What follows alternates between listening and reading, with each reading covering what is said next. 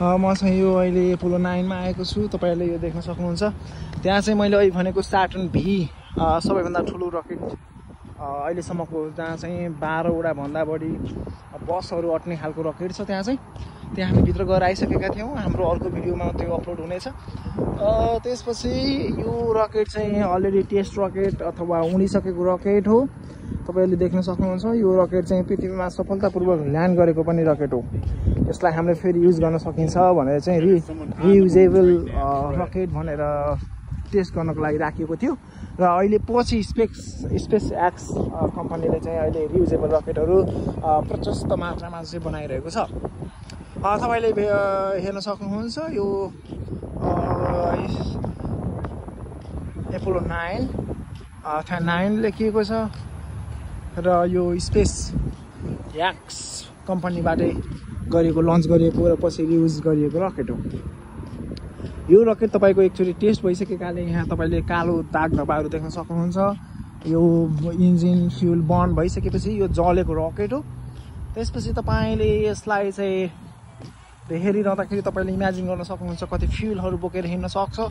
Rocket space x कम्पनीले कति धेरै लगानी गरेको छ र एलन मस्क किन आज विश्वको नम्बर 1 धनाढ्य व्यक्तिमा हुनुहुन्छ भन्ने कुरा चाहिँ हामीले यहाँबाट थाहा पाउन सकिन्छ। यस्तै गर्दाखेरि तपाईले एउटा मान्छेले कतिसम्म गर्न सक्छ, एउटा थिङ्किङ क्यापेसिटी कति हुन्छ भन्ने कुरा चाहिँ बुझ्नलाई केही समय लाग्न सक्छ।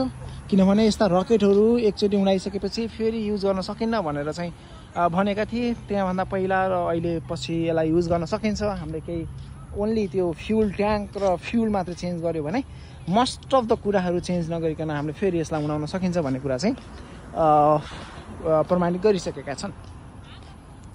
यो फाल्कन 9 हो। यो हेर्न सक्नुहुन्छ फाल्कन 9 र मैले यसलाई टच गरिरहेको छु। यसलाई टच गर्नको लागि धेरैजनाको भिडभाड हुने गर्छ। यो रकेट चाहिँ एकचोटि उडिसकेको रकेट हो।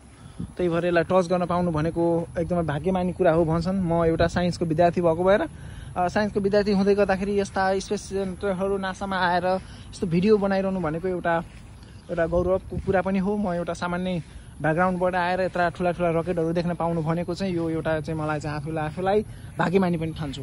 कोही पनि यो भिडियो हेर्दै रहनुहुन्छ भने, कुनै पनि ठाउँबाट हेर्दै रहनुहुन्छ भने तपाईले सपना देख्नुहोस्, तपाईले पूरा गर्न सक्नुहुन्छ। यो घुम्नको लागि ठुलो कुरा भएन, तर जे गरिरहनु भएको छ तपाईले त्यसलाई कन्टिन्यू गर्नुहोस्। उहाँ चाहिँ मेरो साथी हुनुहुन्छ नेत्र प्रसाद नेउपाने। उहाँ पनि यहाँ पिएचडी गर्दै हुनुहुन्छ। उहाँले चाहिँ एउटा भिडियो बनाउँदै हुनुहुन्छ यहाँ। र यो ठाउँ एकदमै मनोरम छ, राम्रो छ। यहाँ अरू 2 जना साथीहरू आउनुभएको छ भर्खरै।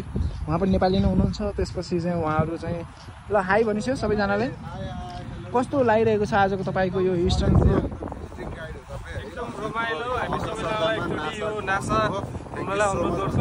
ल सबैलाई अनुरोध गरिरहनु भएको छ। यो चाहिँ फाल्कन 9 को बारेमा बुझ्नु भएको छ होला होइन? यो चाहिँ स्पेस एक्स कम्पनीको चाहिँ एकचोटि रकेट लन्च गरिसकेको रकेट हो। यसलाई फेरि रियुजेबलको लागि टेस्ट गरिसकेको रकेट पनि हो। त्यही भएर यसलाई छुनु भनेको एउटा साइन्स पढेको विद्यार्थीको लागि चाहिँ एउटा गौरवको कुरा पनि हो भन्ने ठिक छ। हुन्छ, तपाईँ यहाँभन्दा पनि यतातिर गएर छुन सक्नुहुन्छ, उतातिर गएर। अहिले यहीँ पनि छुन सक्नुभयो। हाम्रो अमित ओझाजीले यसलाई छोइसक्नु भएको छ र साइन्स पढेको विद्यार्थी भएको कारणले उहाँलाई एकदमै यसमा बढी रुचि पनि रहेको छ होइन त दाइ? इन्ट्रेस्टिङ छ होइन? तपाईलाई यो के भन्न चाहनुहुन्छ यहाँ अरूको बारेमा? कस्तो ठाउँ लाग्यो? त्यहाँको सबैभन्दा ठुलो रकेट देखेर कस्तो लाग्यो तपाईलाई? यो साइन्स एन्ड टेक्नोलोजीमा इन्ट्रेस्टेड हुने हजुर विद्यार्थी, शिक्षक, प्राध्यापकहरू सबैलाई चाहिँ हजुर एक्चुअली यो नासामा चाहिँ यो स्पेस स्टेसनमा आएर भिजिटिङ गर्नको लागि चाहिँ एकदम हार्दिक अनुरोध गर्दछु। यो एकदम वर्थ इट छ। यसको वर्थ इट पनि छ, तर त्यसको पहिला हामी अमेरिका आउनु पर्यो होइन? अमेरिका आइसकेपछि चाहिँ अमेरिका आइसकेका मान्छेहरू चाहिँ यहाँ आउनु होला भन्न चाहन्छौँ होइन हामी? ल यति हो आजको सार, यति हो। ल अन्य भिडियोहरूमा फेरि पनि भेट हुनेको बाचा गर्दै म आजको यो भिडियोको भिडियोग्राफर बिदा हुन्छु। नमस्कार।